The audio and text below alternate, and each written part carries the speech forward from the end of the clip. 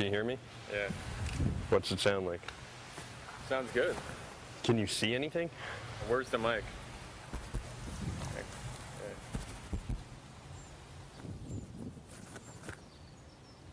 There.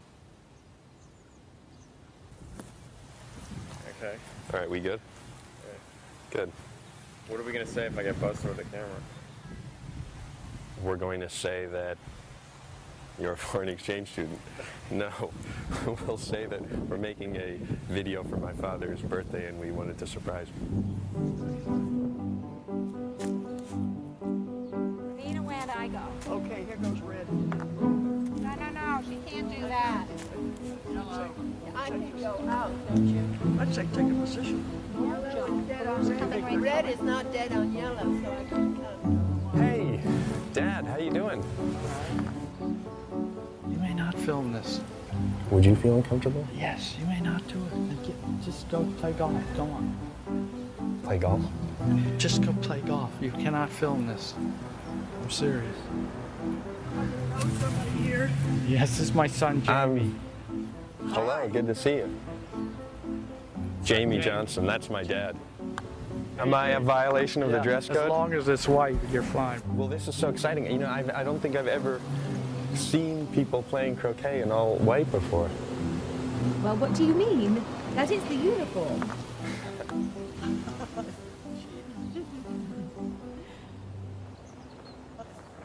This is for the club paper? Yes. Great. Look like a gangster. Take your glasses off. Can you get closer? Well, I'm going to do my best.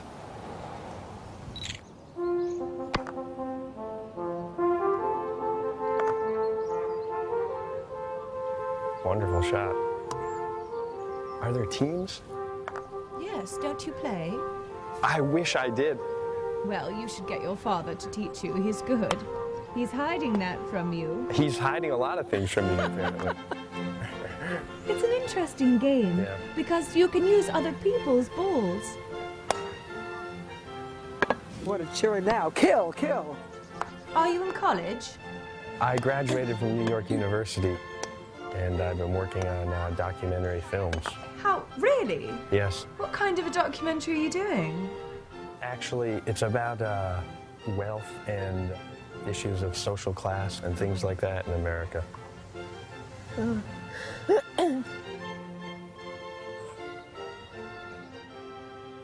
You cannot film this.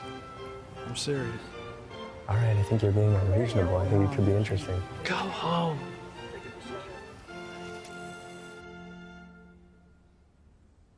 This is really what makes a family great. The center of a family, what I see is a white, beautiful sphere of pulsing energy, inside of which all of you sit. And you're all atoms growing energetically, helped by each other. And that I know I'm a lucky circle guy. puts out energy, doesn't it? My great-grandfather started the Johnson & Johnson Pharmaceutical Company, and my father inherited a fortune worth $1 billion. Frankly, delight. People of this character are in that first circle. Every year my family meets with an advisor to discuss our finances, The barn, that when you're looking for and he a usually trustee, says you're the looking same for people thing. to be in that first We circle. keep getting richer. And frankly, if they are in that first circle, In fact, our family's fortune is growing faster than ever. We're part of a small number of American families that own most of the country's wealth. Having so much in the hands of so few can't be good for America. family of all of you grows. It's a problem I've asked my father about before, but he has no patience for it. I can't tell you how, you know, how to solve these problems. Don't reach for that shit. I gotta go. I gotta go. We're not done. We're done. Dad, just wait. I have more questions. I'm not an expert on these issues. What do you want from me? It's obvious that my dad doesn't want to talk to me, and I think I know why. When he was my age, my father made a movie about poverty in Africa. I know his family severely reprimanded him for making his film, And that's probably why he's so reluctant to participate in mine. For them, shining a light on the extreme gap between rich and poor hit too close to home. The wealth gap is hard for rich people to acknowledge anywhere in the world, especially when it's in their own backyard. Today in America, the disparity between the haves and have-nots is worse than it's ever been. Now the top 1% of Americans, like my family and me, own roughly 40% of the country's wealth, and we share an aggregate net worth that is greater than the net worth of the bottom 90% of individuals combined. Even though the last 28 years have brought America the largest economic boom in the history of finance, most of the rewards have gone to those who were already at the top of the ladder, and they still do. Average members of the 1% now earn over $1 million a year, while a majority of Americans earn close to $35,000, which is what the average CEO earns for less than 1 day of work.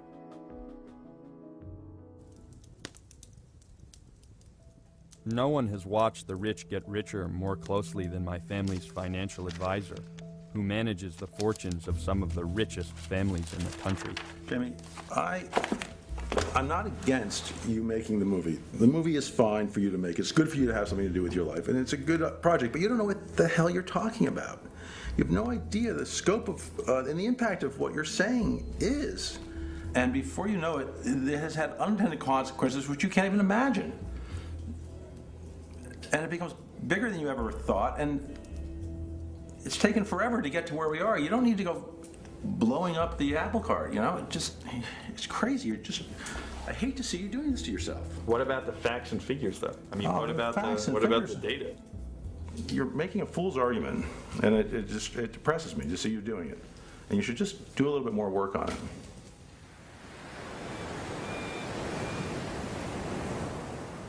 I don't think Brian does really want me to do more work. When I asked him for the names of other clients I could talk to, he refused to give them to me. So without his support, I'm using my family name to enroll in one of the most exclusive wealth conferences in America, where the wealthy go to discuss strategies for keeping their fortunes growing. The average net worth of the families that attend our conference is confidential, but it's a pretty large number. There are multi-billion-dollar families represented, a number of them, as a matter of fact, according to Forbes magazine. We don't ask for financial statements, of course, when people register, but we do query them to make sure that they are a sophisticated, qualified family in order to attend. I would say the average in the group today, probably around 300 to 400 million, certainly some smaller than that, and obviously a number of them much, much larger. I mean, there are people who are looking for funding for their projects that would kill to get into this meeting. That's right, absolutely, and we make sure they don't get to get in.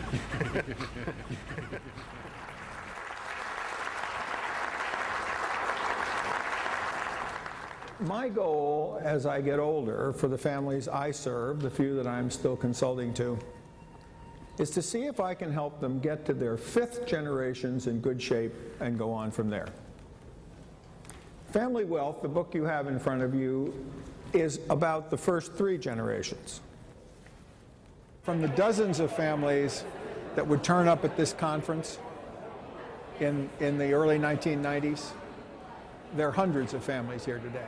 And if you looked into the numbers that represent private wealth in a large enough aggregation that you'd have a family office, I'm sure it has to be in the many trillions of dollars. There is much greater good done by the people with the wealth in creating jobs, creating business opportunities, and in philanthropy than otherwise. And I would say that it makes more sense to me to encourage business ownership, encourage wealthy to generate that wealth, so that wealth can then be shared rather than take it from individuals to then redistribute it through social policy and transfer policies of Medicare, Social Security, etc. I hope that didn't come out sounding crass, by the way. You know what I mean? It's like, I don't want to sound, okay. You know what I'm talking about? It's like, don't take the money from me.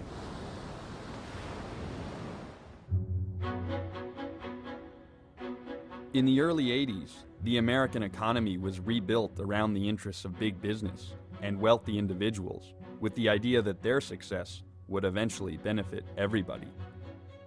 This trickle-down policy was the brainchild of the economist Milton Friedman, who got a Nobel Prize for it in 1976, and now his ideas are more popular than ever. Please be seated. Thank you all very much. It's an honor for me to be here to pay tribute to a hero of freedom, Milton Friedman. He has used a brilliant mind to advance a moral vision. I've studied, the basics of your theories, and I've read about you in high school economics textbooks. Now tell me something. You say you've read some of my work. Have you in fact read Capitalism and Freedom? Well, in school, you're assigned readings, you know what I mean, and then they Xerox it. Okay, let me go back again. I'm just trying to see how much of a faker you are. Okay. Since the 70s, the gap between the rich and poor has been growing. But what's happened to the level of income of the poor? It's risen, but in comparison to the top of course. percent, very, very minimal. But would it be better if it hadn't risen at all? Would it be better if you had kept the difference the same, but no growth in the bottom? Well, if we curtailed growth at the top, you'll kill the growth at the bottom.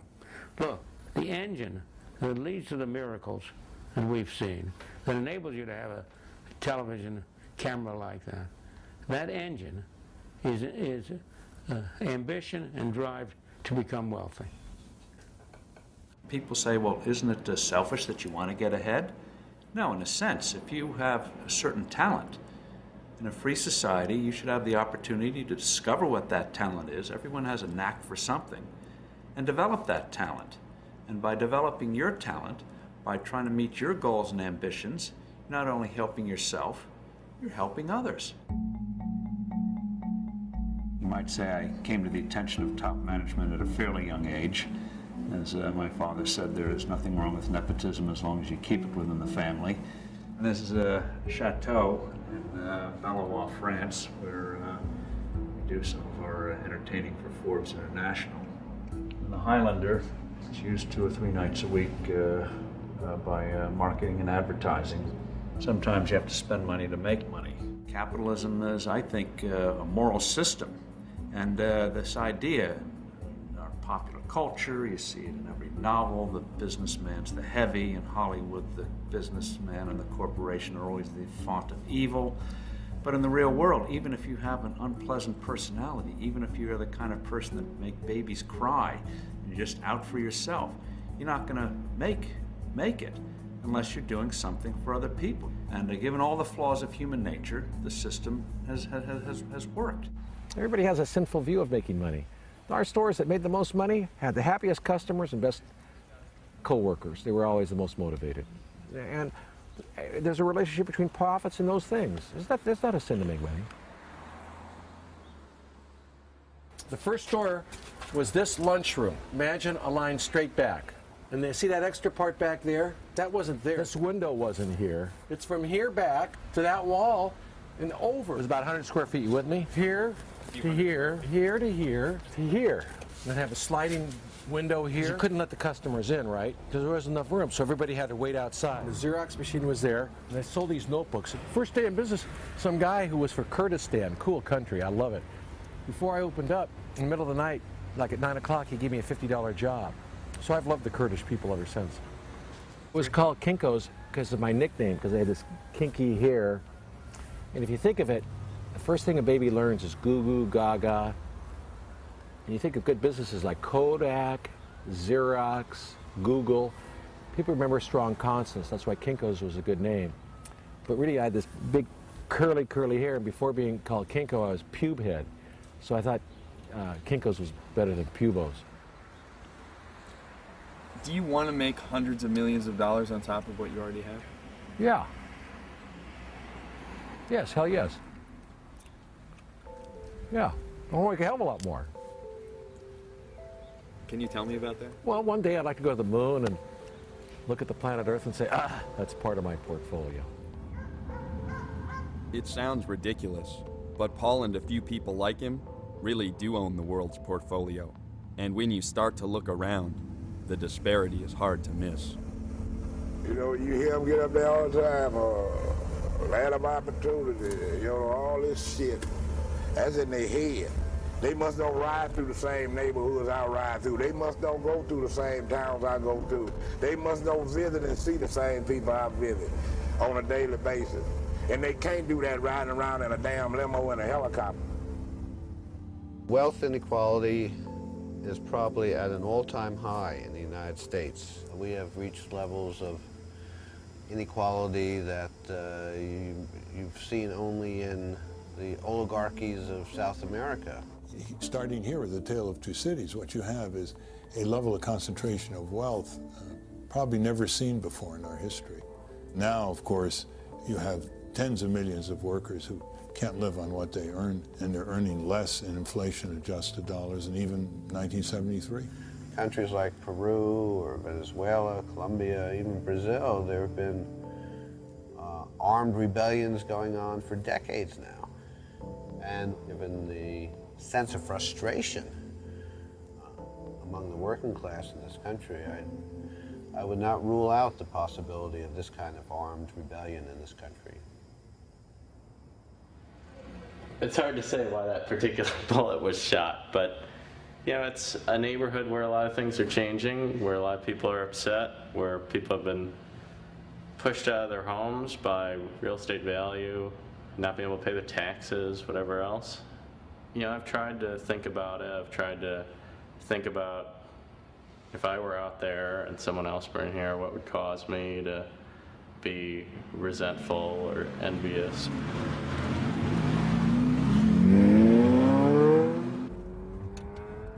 The south side of Chicago is one of the poorest inner-city communities in America. But now rich people are moving in and creating some serious changes in the neighborhood. Mr. Pants? Hey, Mr. Pants. Come on in, Mr. Pants. Pants. Mr. Pants is my second kitten. I had a kitten growing up, and when I went to get King, my first Mr. Pants, my father told me, you don't have to buy the first kitten you see.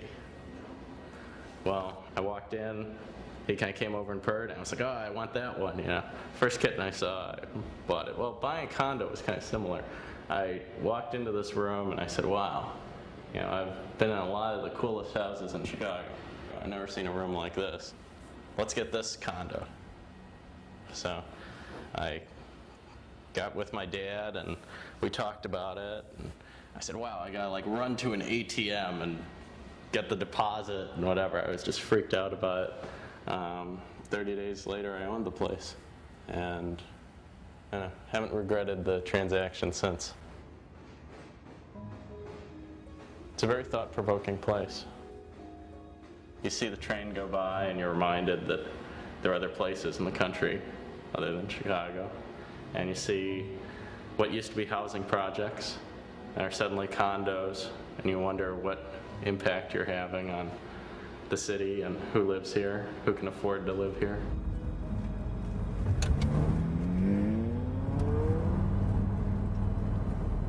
It wouldn't be such a big deal if the change weren't so drastic. So these buildings used to be public housing. Now they're being taken condo. Sure, you put in new windows and you spruce the place up a little, but the fact is that someone who is using the public housing system lost his home for each one of these units that's being created.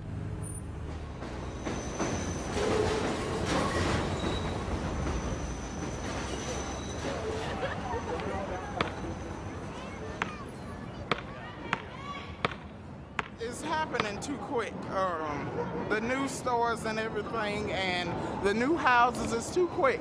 The subway right there, all of this is, I mean, it's too quick. It's too make-believe to be true. Because like 5 years ago, you would have never dreamed that those nice condos would be there and then the subway would be there. Overall, I think gentrification is a tool that solidifies the stratification of classes. There are people who live in an area that becomes 100% people like them.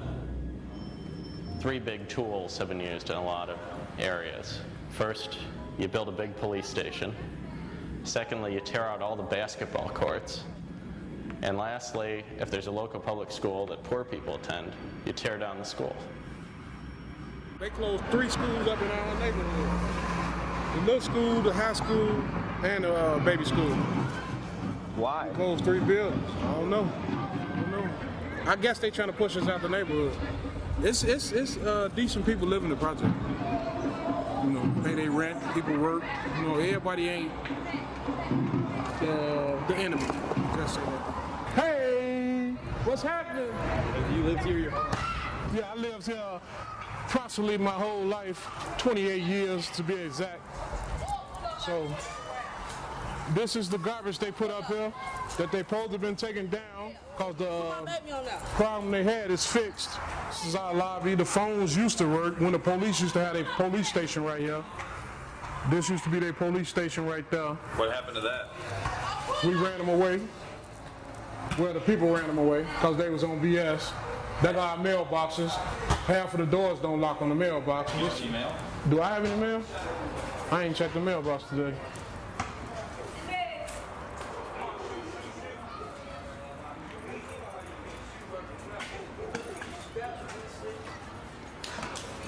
No, I got a bill.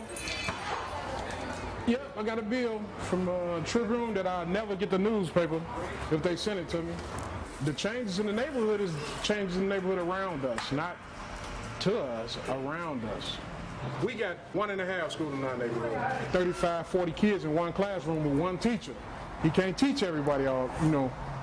He needs some help. So that's why all the kids, when they go in class, if they ain't getting no attention, they gonna run away. This land is worth more than what the niggas over here can give them. So what can you do with them? Displace them, and the ones that you don't want over here, you get rid of them. You get rid of them. You know, and what you use as an excuse, use the drug dealers, use the cocaine house. You know what I'm saying? It's cocaine dealers. You know what I'm saying? You use the people that's over here doing nonsense to try to get rid of nonsense. We grew up as a family. You know, one building to the next building to the next building.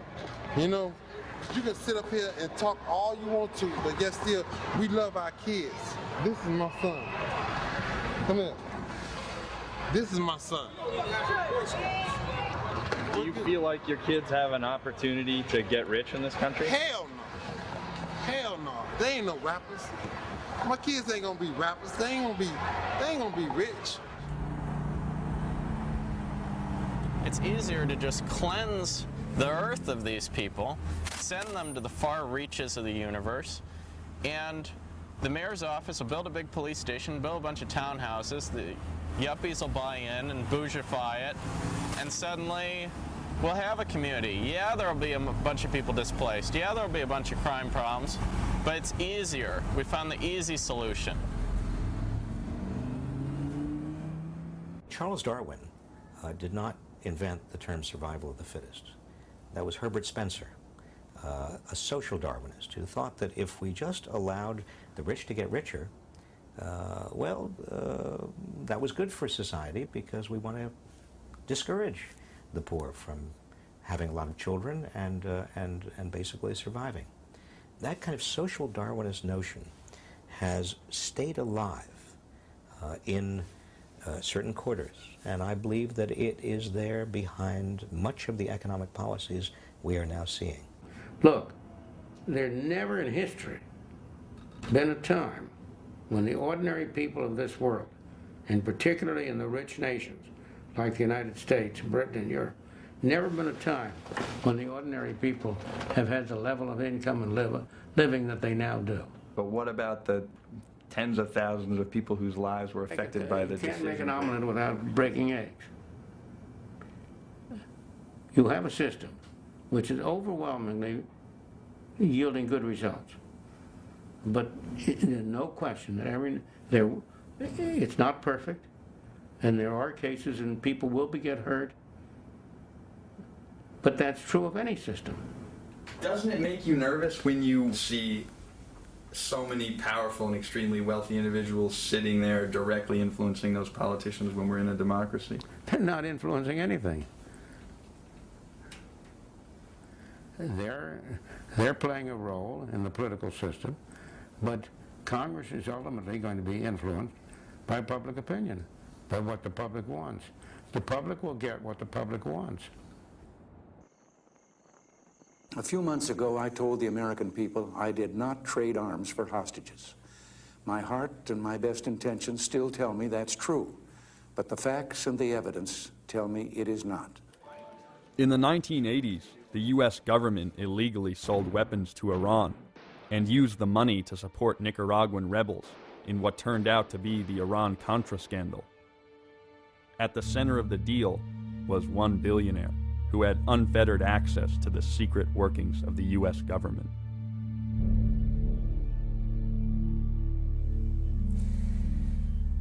We got involved in this Iran-Contra story, which unfortunately backfired a little bit on everybody. They asked me to finance it. I said, okay. So I gave credit to the CIA for $1 million, and they shipped the equipment, and the Iranian paid me back.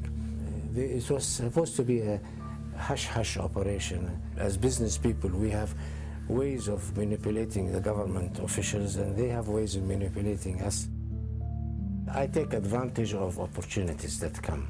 In all relationship in the world, when you have contact, like if I have contact with you now, I will call you when I arrive in New York and say, hi, Adnan, I want to see you. I have to, it's nothing abnormal. You probably will take me out to dinner and introduce me to another person who I make business with.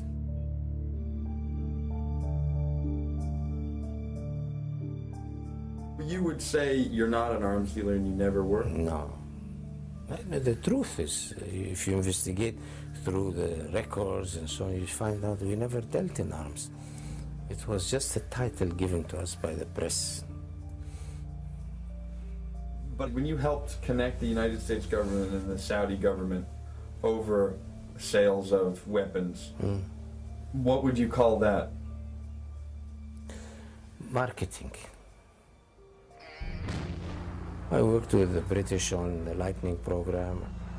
I worked with Raytheon on the missiles. I worked with Northrop on the F-5. But this is normal business. This is the whole life around the free system is like that. It's been the case for the last 25 years in the United States that the amount of money flowing into the system for political contributions has been a major shaper of who gets what within the economy, because they always want something, whether it's a tax change or it's a change in regulation or it's a subsidy or what have you.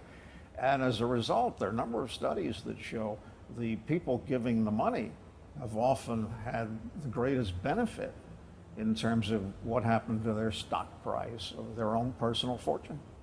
Meet the kings of sugar, Pepe and his brother Alfonso Fanjul of Palm Beach, Florida. Critics estimate these plantation owners make an extra $65 million a year off the sugar program in American consumers. The government puts the total cost to consumers at least $1.4 billion a year. The Van Hoels. There is no story of the Van Hoels. If you're got me up this morning to talk about the Van Hoels, and we're making an issue of the Van Hoels as such, we could get it over with in a hurry. In that fatal moment in the Oval Office, when Bill Clinton was confronting Monica and telling her it was over, he's interrupted with a call from, it turns out, Alfie Fanjul. Alfie Fanjul was very concerned that Al Gore had made a speech the day before saying that sugar companies were going to have to pay for the cleanup of the Everglades.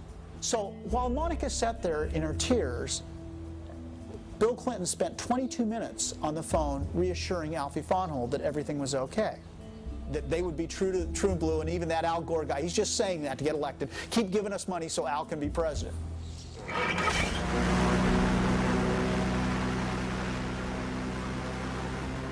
Nobody knows exactly what it costs to produce a pound of sugar in the Everglades, but it's the second most profitable crop to tobacco in the United States, and it has made the Van Hool family extraordinarily rich.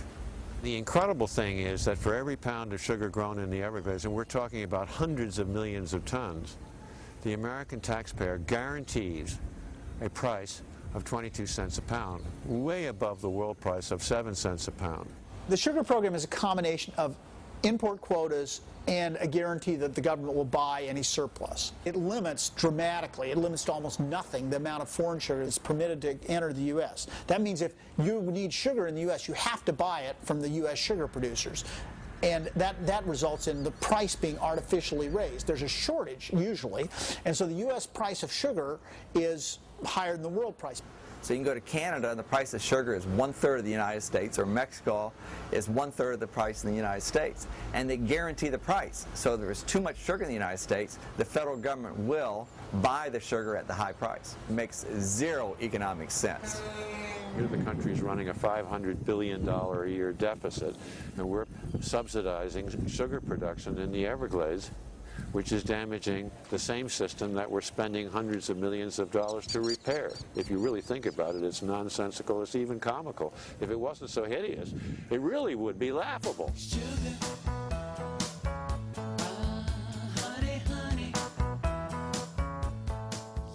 The Van Hool family makes hundreds of millions of dollars, become very wealthy because of a government program.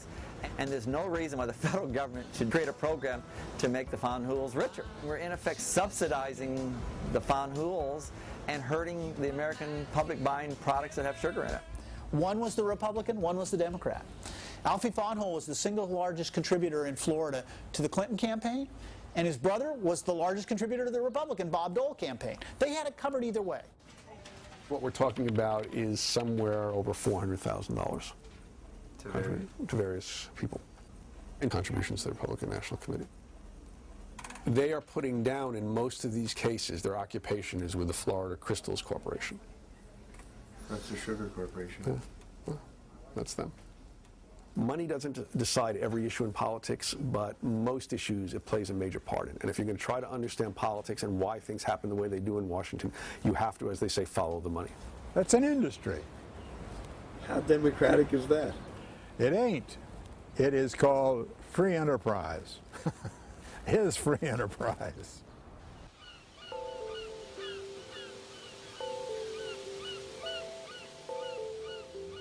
While Alfie and Pepe Van Hool get richer off government programs, the towns where they base their businesses sink deeper into poverty. Well, this city of Belgrade is a labor community because we have a lot of agriculture in the area. Sugarcane being the largest, and it has a vast majority of ethnic backgrounds, or what's that word I'm looking for? Ethnicity.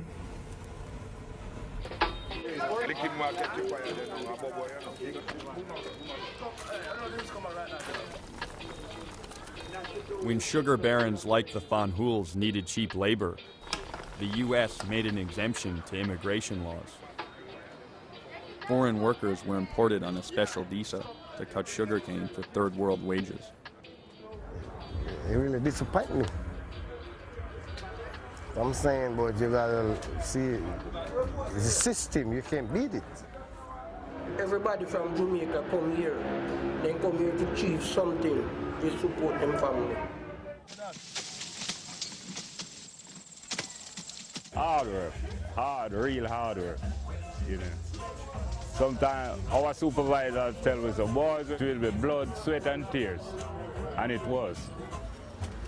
I used to see people, man, go out cutting canes when I come to visit my cousin. They come back, lacerations, the canines, they cut them in the hand, chop them in the leg. As the man cut off his thumb, clean as the man bust his knee. I see a lot of things going on in the field. The figures show that every year there was an average of 10 workers killed in sugarcane work.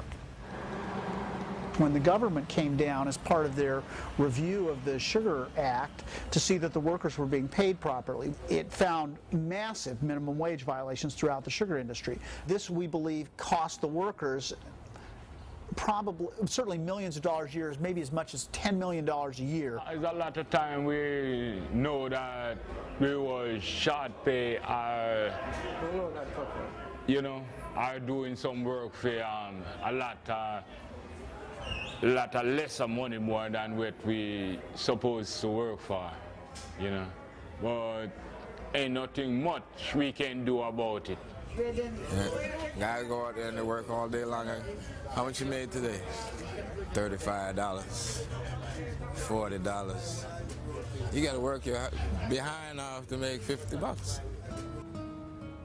Although the Van Hoels deny wrongfully cutting wages and putting their workers' safety at risk, eventually mounting lawsuits and increasing scrutiny caused them to mechanize their sugar harvest.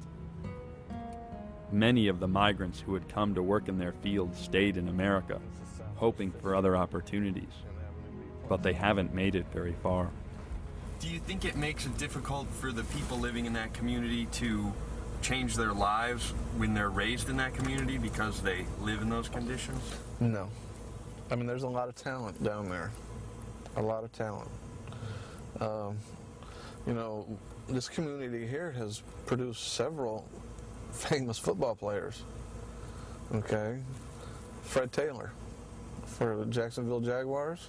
So that's the way they... I mean, that's just one of the ways. Jesse Hester used to play for the Colts and the Raiders. His family lives right back here. I mean, that's just one of the things. I mean, and then there's other athletes, and there are a lot of talented people in this community.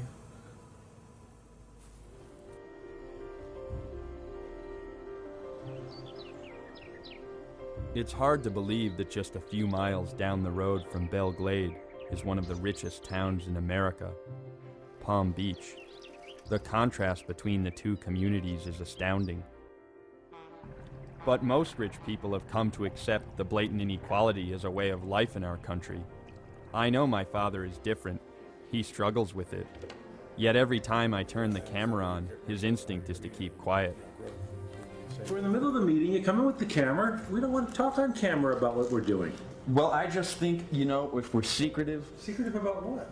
About wealth, about the American aristocracy. Well, it's written up in every paper twice a year. They tell you with a nickel how much you're worth. What's the secret? Why can't I be secretive? Every man's house is his castle in this country. There's nothing wrong with shedding light on that and revealing it, and then hopefully it corrects itself. Well, I want you to be careful, and I mean that. It's you know, your personal family. Well, you made your movie, and now you don't want to talk? Jamie, what is so dark here? What do you think is going on? What are you talking about? Take this camera and your film and do another person or another family. It's not going to happen here. It's frustrating, because I know when my dad was my age, he had something to say about social inequality. And I think the subject is so complicated for him that now he chooses to avoid it at all costs. But for some rich people I talk to, inequality is easy to understand. It's preordained. If you inherit money, then you feel, why did I get all this and somebody else is poor? Well, God had a reason for that. God's never going to give you anything that you can't handle. People mistake the Bible as something that you put on the shelf after Sunday, but it is a guideline that you run your business by, you run your family by, and you run your life by, and you will succeed. We have about $260 million in sales, and we have 1,150 employees. We're in the top 30 private landowners in the United States, and we're the largest private landowner in Louisiana. See the TV set? Yeah. They're all around the plant, and that shows each worker how they're doing real time. It's like the proverb, don't muzzle an ox while it's treading. And what that means is keep everybody happy, and they will do a lot better job. We have a plasma TV in the lunchroom so that we can communicate better with the employees. You might have seen some scripture up there. Is that from the Bible? Yeah, Marketplace Ministries is a company chaplain service that we offer free to our employees. They get breaks during the day, and they can come in the lunchroom, have Cokes and sandwiches and so forth. get their informations, infomercials, I should say, up there. They see what's happening. It's easier for a camel to go through the eye of a needle than a rich man to get into heaven. Back then, rich people in the Jewish states were the most pious. They were the ones they thought that God favored the most because they were wealthy. Just because you're wealthy doesn't mean you're not going to get into heaven. It means that God has given you a lot of assets to be stewards of, and He's going to sit back and watch how you do it. I think empathy is a very, very important quality. You can't even motivate people to have a business if you're not empathetic to your customers and workers. Hi. How you doing?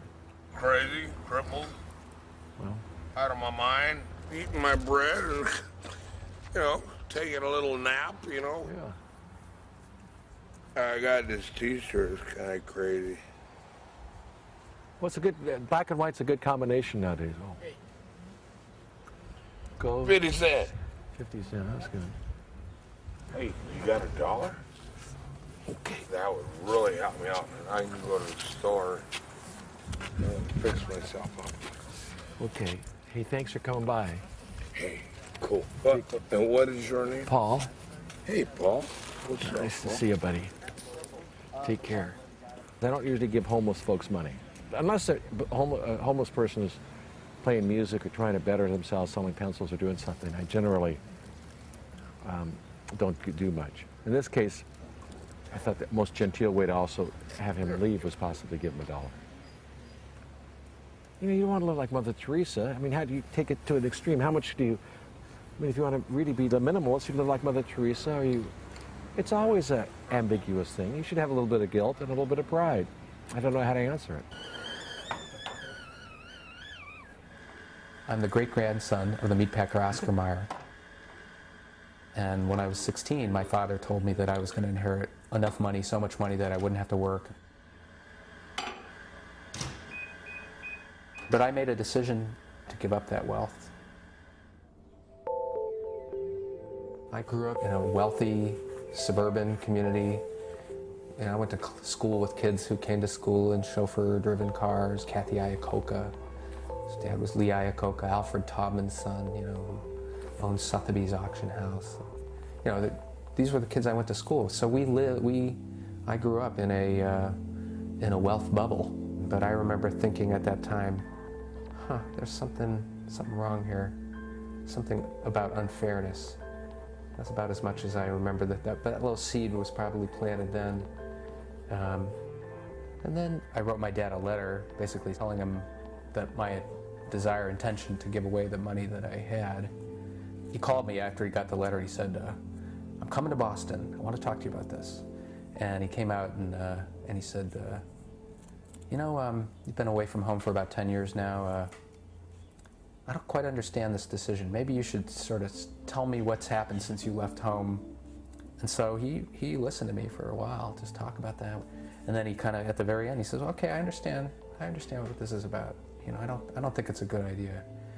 And my questions have to do with, have you really thought through all the consequences of this? Like, what if you have a child one day, and that child has a severe disability? And he really pushed me on all these what-if questions, all the sort of worst-case scenarios. For me, it always came back to, well, I would be in the same boat as 98% of the people I know. I do meet people today who say, it's hard to get by on 50 million, I need more. I think those people are sick, to need that much to have a good life. I mean, I think you gotta take a look at yourself there, buddy. If you feel like you don't have enough at that point.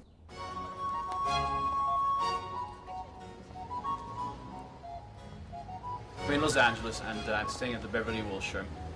People ask me why I stay at the Beverly Wilshire rather than other more trendy hotels. And my answer, I think it's an important point of distinction, is that I'm really not interested in being cool. I'm interested in being served. I'm from Italy, and in Italy, I possess money, but also notoriety. Notoriety for what? For having been rich for, say, 5 centuries. When I moved to New York, all I was a young kid with money, and I really felt that there was something missing. At home, I was, you know, the Baron. Here in America, you're nobody. Are you a model, or do you act, or I'm just asking. No, I don't do anything. Actually, that's the point of the whole documentary. I'm just like a rich dude in Rodeo Drive, and the fact that I don't do shit, you know, that's.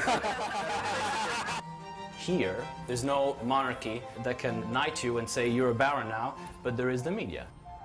And so what I did was I hired a publicist and started doing events and red carpets. All of a sudden you are a baron in a different way, but in a contemporary way. Today I'm in Los Angeles for some meetings with some production companies and networks for possibly a reality show, which would be featuring me. America is fascinated by seeing the trappings of wealth, and more specifically rank. Americans rejected inequality at the inception. They said no to aristocracy, they said no to all of this. But at the same time, when you shed your sins, you retain a secret desire of having them back. Do you believe that AI can be engaged in proper I can't comment on what they In America, some of the richest citizens are treated like aristocracy, even when they go to great lengths to control how the public perceives them. When I contacted Warren Buffett about this film, he refused to talk. But a friend introduced me to his granddaughter, and she invited me to her home to show me what life is like in the second richest family in the world.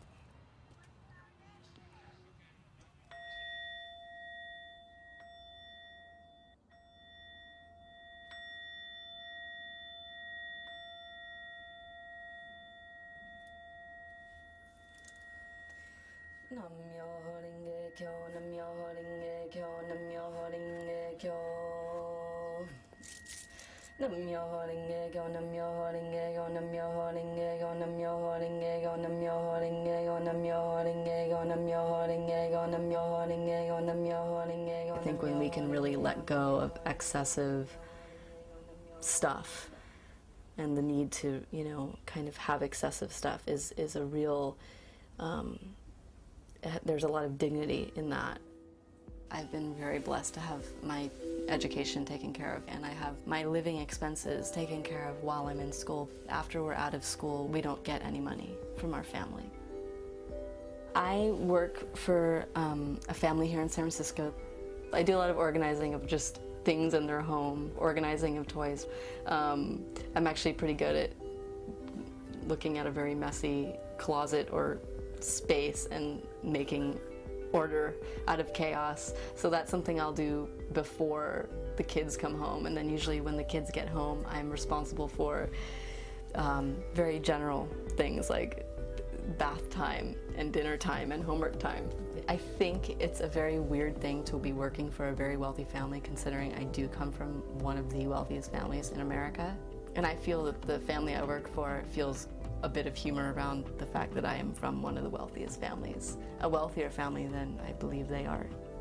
I don't want to make any assumptions, but I think that might be the case. And I think we all kind of find it odd and also just wild and a little bit funny that that's the case.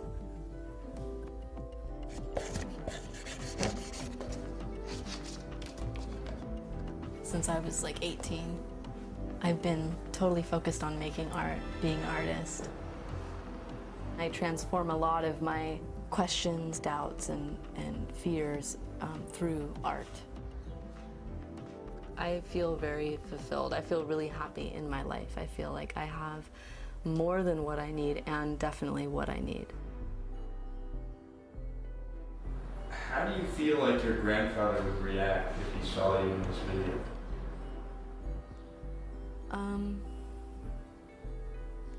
I definitely fear judgment. Money is the spoke in my grandfather's wheel of life. I think either people are coming from a place of love or fear, and fear drives us to want to hold on to things and not share because we're afraid that there's not enough for ourselves, and if we let go, you know, we're gonna not have enough for ourselves. Fear is what stops most wealthy people from talking about their money. In many cases, children in wealthy families are nervous that they're going to get punished for what they say. I don't think Nicole or I expected how severely her grandfather would react to her presence in this film.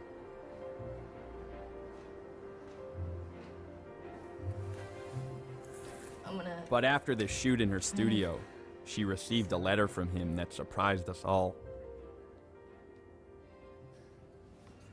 So, did you read that first opening line? No, do you want to? I read, "Dear Grandpa, I guess In the letter, he states that their relationship is over, and that she is no longer a member of their family. Most of my family adopted you as a niece or a cousin. Because I was in this film, you know, it has made Grandpa, you know, upset to the extent that now he's going to say I'm not his real granddaughter." In this picture of Grandpa and us as little girls here, I've spent months and years of my life at his home in Omaha with just my twin sister and I. In spring break, we would go and visit him, and we would stay in his home, and it was just us, and we spent so much time bonding as his grandchildren. Money is a part of life. You have to make money to live. And so, but I think that when that element of necessity is taken to an extreme, there's an imbalance there. And with that monetary imbalance comes an emotional imbalance. At the same time of Nicole's struggle with her grandfather, Warren Buffett came out and announced that he was giving a majority of his fortune to charity. I asked Nicole how she felt as the world celebrated his generosity. I feel that who my grandfather is publicly, as a public figure, and who my grandfather, Warren Buffett, is as a grandfather, as a father, as a brother, as a son, are two completely different things. Warren Buffett's reaction to the film ended up in the newspaper. My family started to get nervous, and they called me in for a meeting with my father and his financial advisor. Jamie, I don't agree with the thesis of your movie. I don't respect the way in which you documented it. I don't know that you're right. I mean, I think this movie's taking in a good direction. I think so far I've learned a lot, and I think, if anything, what I've seen suggests that some of my original thoughts about it were on the right track. And I don't understand why your resistance would be so severe. I mean, if it's not a threatening thing, then why are you reacting this way? No, Jamie, I'm not freaked out by the project. I'm disappointed in what you've conspired to do with it. Jim, you think Brian's right?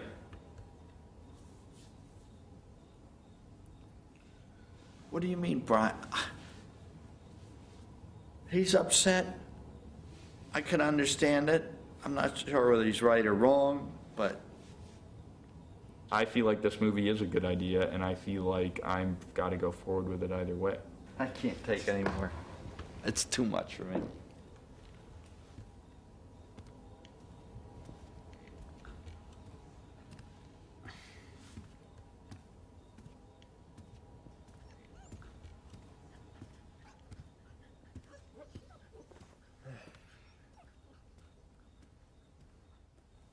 Oh, dear. Well, Brian, I don't understand why. I'm human. I get pissed off when you say, okay, fine, I'll go do my homework, and you don't. I don't need it. It's a pain in the ass. You're behaving like a little arrogant trustafarian. You know, come on, give me a break. I'm not surprised that Brian is upset with this movie. His job is to ensure that members of the 1% keep getting richer. And for him, the growing wealth gap is an indication that he and people like him are doing their jobs. But not all rich people see the growing wealth gap as a good sign. For some, it's a problem that needs to be reversed. People who have been enabled to accumulate very, very large wealth have an indebtedness to society for having made that possible. They live in a place which generates individual wealth. The creation of the microprocessor, the human genome research, the internet, none of those things would exist but for the $90 billion that the federal government spends every year on basic research. People don't really see the role that the use of tax dollars plays in making our economy so vibrant. Hold on. What if we had a slightly more aggressive tax system and supported the bottom? You would have less growth, and the bottom would be poorer. Would in the end up worse off. You would do harm, not good. Look, people don't pay those high taxes. They find ways of getting around it.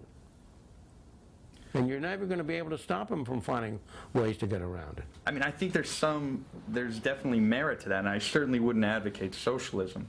Well, you are advocating, excuse me, don't talk that way. You are advocating socialism. That's exactly what you're advocating. You're just not willing to call it socialism. I'm just advocating a slightly more progressive tax structure. That's socialism. If you're going to have a society of balance, the load of the taxes have to fall on the people with the money. And I don't resent the very wealthy. As a matter of fact, I'd like to be one. But I do think that many of the wealthy people understand that they could probably pass a little bit of another tax break to have a little left for a head start. Back in the old days, you would tax passive income, meaning dividend and interest income, differently than salaried income. Right now, a guy making money from dividends pays 15% tax, but a soldier over in Iraq pays 40% tax, 30% income tax. Imagine the idea of a worker going to a foundry every day, heat, dust, working. Imagine a society that says to that foundry worker, you're going to pay more share of your income in federal income taxes than the multi-millionaire is going to pay on his or her dividends and capital gains. Entrepreneurs and small business owners are also singled out for punishment by the estate tax, better known as the death tax. When you die, if your assets flow to your descendants, then the descendants that receive it are required to pay a tax on that transfer. The estate tax in itself is really, to me, anti-American. It is a redistributionist type tax because that money has been taxed and taxed and taxed all throughout your life, and then they tax it again. Taxes on estates are criminal, but and are unethical, in fact. The estate tax, in about 5 years, will only apply the federal estate tax to about 4,000 estates, the real rich estates, 10 million and above. Maybe it's even less than that. But the propaganda by the Republicans and the rich have been so relentless that most people think, gee, my estate should go to my kids. The federal government shouldn't tax it. You don't pay the estate tax unless you are already extremely wealthy. It's mythological that this is for small farmers or for small businesses. No, we're talking about the wealthiest people in this country. I remember in 1997, there was this big push to abolish the inheritance tax, and at the time I was like, wow, where did this come from? Now I know that the Mars family and the Gallo family and all these enormously wealthy families bankrolled an effort to abolish the inheritance tax. Forrest Mars, net worth $10 billion, lives in Virginia and wants to get rid of the estate tax. I mean, how much money does he want to pass on, It was December 2000 that I got an email from Bill Gates Sr., the father of the founder of Microsoft, who said, how can I help? He said, the idea that we would eliminate the estate tax is just wrong. He says, well, I'll call Warren Buffett and George Soros and Paul Newman, and so I said, all right, you call your friends and I'll call my friends, and we'll see what we can do. I'm here talking to people in the Senate about the federal estate tax bill. The Republicans are trying to repeal it. Their constituents don't like to pay the tax, and they're trying to help their constituents by repealing it. How's everything in Seattle? We are developing a very serious wealth disparity. And the fact of the matter is that the disparity has developed even though we do have an estate tax. So I hate to think how bad it would be if we hadn't had an estate tax over this time. If we continue to reduce the estate tax on the schedule we now have, it means that we are going to have the children of the wealthiest people in this country owning more and more of the assets of this country, and their children as well. We're going to have family dynasties of a sort that we had in the late 19th century. Meanwhile, the rest of the country is going to have to be paying more and more in taxes to keep us safe from terrorism, to make sure we have roads and bridges and education and the minimum amount of health care we do, Medicare and Medicaid. It's unfair. It's unjust. It's absurd.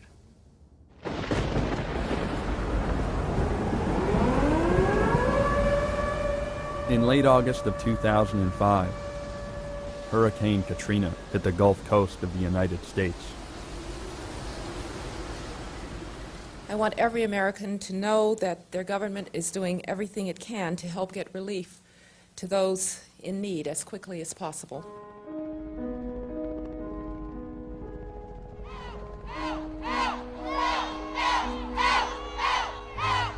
They told us if you want to be rescued, go to the Superdome. All of a sudden, now they're telling us go to the bridge. Oh, we have very few resources. What are we supposed to do? It is wrong. We have no water. You could have dropped it from the sky from them helicopters. How's a 3-week-old infant gonna be able to survive out here with no milk, no water? Look how hot he is. He's not waking up very easy. We have regular insulin. There were like bodies floating past my front door, you know? Bodies floating past my front door.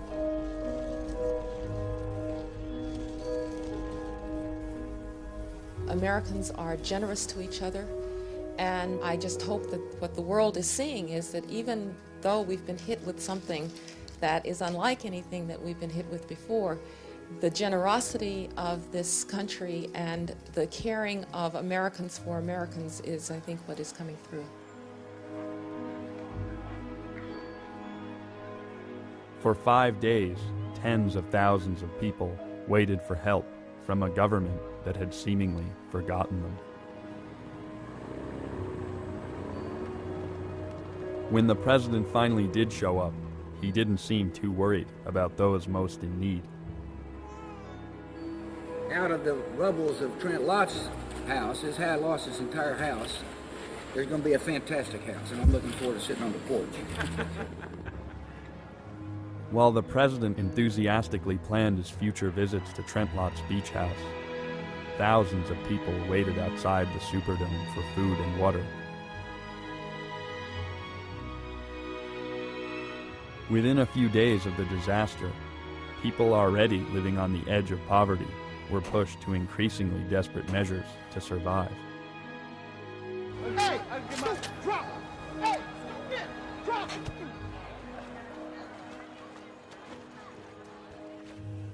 It was the poor, the people that didn't have an opportunity to buy a ticket, or didn't have an automobile to get out of New Orleans. And even when we saw people calling out for help us, save us, we were slow to respond. We're one people, we're one family, we're one house. And we all must have a place at the table in this house. And I think those in high places, whether it's the President of the United States, whether it's the Majority Leader of the Senate, or the Speaker of the House, or the Mayor of our cities, or business leaders, we must recognize the fact that none of us, not one of us, are going to get out of this predicament until we all sort of get out together, get tired together as a nation and as a people. The one thing you can depend on everybody is that he's going to put his interest above yours. I don't think that's a very hard thing to understand. Well, aren't all these signs that we're starting to see in America that are emerging in America? What signs? Didn't they all apply to past civilization? We're not exempt from those rules of history, are we? When our society collapses, it will not be for the reasons you've cited. It will be because our government has grown too big, because we have not held government down to size. I'm nervous that because we're not asking the right questions, because we're not willing to curtail our rapid growth, because I think it's time for you to get out of here. We're at the stage now where the gap between the rich and poor is growing. You've exhausted my patience. I have. There is no equality in life. Forget about it. We are what we are. We are created layers over each other. This is it. There are the waiters that serve you coffee, there are the cooks, and there are the people who will buy the facilities and enjoy it. What can you do? That's life. I think that what we've seen in the last 20 years is reckless because of where the United States sort of is at the top part of its trajectory going down. We use too much oil. We make too much money out of finance. There's too much debt. There's a recklessness about resources, a recklessness about borrowing, a sense that it's always going to be up, and away for the United States that serious study just doesn't support. America has been blessed because of its Judeo-Christian background, its alliance to the Ten Commandments, and its laws were based upon that. And that's why it's been blessed. If it gets away from that, it will fail. In the progressive era, in the first decades of the 20th century, we had a huge gap in income and wealth between people at the top and people at the bottom and the working class. Our cities were festering. The rich were capturing more and more power and wealth. But what did we do as a society? We didn't have a revolution. We didn't turn to socialism or communism or fascism. We reformed ourselves. The progressive era was an era of reform. We adopted a graduated progressive income tax. We regulated corporations. We busted up the big trusts, the big monopolies. We made jobs safer. We provided eventually, by the 1930s, unemployment insurance and also old age insurance called Social Security. We, in other words, did not embrace socialism. We embraced reform. The whole history of mankind is that similar to geology. The center of the earth is all molten lava. And there's only a thin layer on earth you can live on, 3-4 miles. And there's so much down there that's all hot, hot, hot.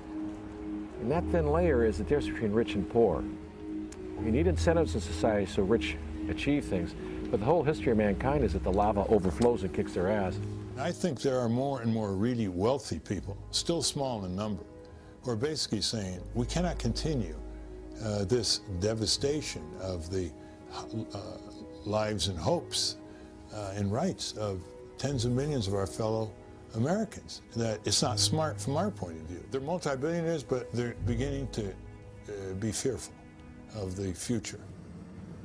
My great-grandfather started the Johnson & Johnson Pharmaceutical Company. Okay, Johnson & Johnson. Big money. Yeah. Old money. Old crooked money. And that money that come out of them moonshiners and all. Look at it. There's some truth to that, man. I know it's truth. It's the same way to get it to forward. Man, see, the truth don't hurt. You know, I can tell you something, and you might think I'm an idiot. My family was one of the richest families in the world, but not with money. With love, kindness, tolerance, and patience. Qualities that's worth more than money, and you can't buy that. They taught me how to love people for who they are, not what I want them to be. See? They taught me how to get along with people. They taught me to treat people the way I want to be treated. They taught me to treat each person for who they are, not clump them together because we all different in our own way. That's the richness that I was brought up with.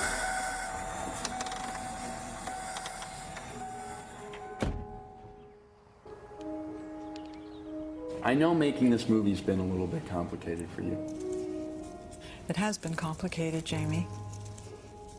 I wish that I'd shown more outward support from the very first, because you know, I am proud of you, and I hate to have to tell you this because I cry all the time, but it's true. And I just wish I'd shown you right away how proud I was of you and how much I agreed with what you're trying to do. I wasn't born rich, so I might have started out with a very different set of ideas. And I've tried to be sensitive to your dad's ideas about it. And a little bit careful, you know, somewhat considerate of him and how he likes it to be, and so that creates a little conflict, and that creates a little conflict about the movie. What is so complicated about it? When I first married your dad, he was, after all, a surfer and a painter. And he was not the grown person that you see today. And I think you and he could spend time exploring that. And now we've come to a conclusion, and I know you have some questions to ask me, and I'd like to proceed with them. Well, what about the movie you made when you were my age? When I was much younger, just out of college, I got involved in charitable giving to an anti-apartheid organization that was making a film in South Africa. It involved wages and workers in certain companies. When it aired on public television, Johnson & Johnson, I know, was included in that. And several people connected with the company started to complain to the CEO there about, what's Jimmy Johnson doing? He's undermining our business. My name also appeared on the film credits, and I remember going down to meet with the CEO at the time, and I began to realize that it was a story with two sides. That yes, they didn't pay that high. Forget it. What? It's going nowhere. Just keep going. You got what I feel, and I can't give you solutions for the world. What do you mean? Well, if you have a way to help, you should do it. If you can affect one or two lives, you've done a good work. I don't think you are necessarily set the goal of changing the world, because it's maybe beyond what's possible.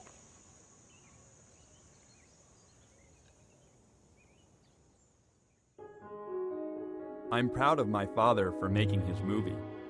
It's surprising it took him so long to tell me about it, but the scolding he got from the company clearly took a toll on him, and it explains why he hates talking about money. Unfortunately, many rich people feel the same way as the executives who confronted my father. Self-preservation has given rise to the growing wealth gap in America. And the bigger the gap gets, the more removed wealthy people get from the world around them. But if you're always hiding from the problem, you're never going to find any solutions.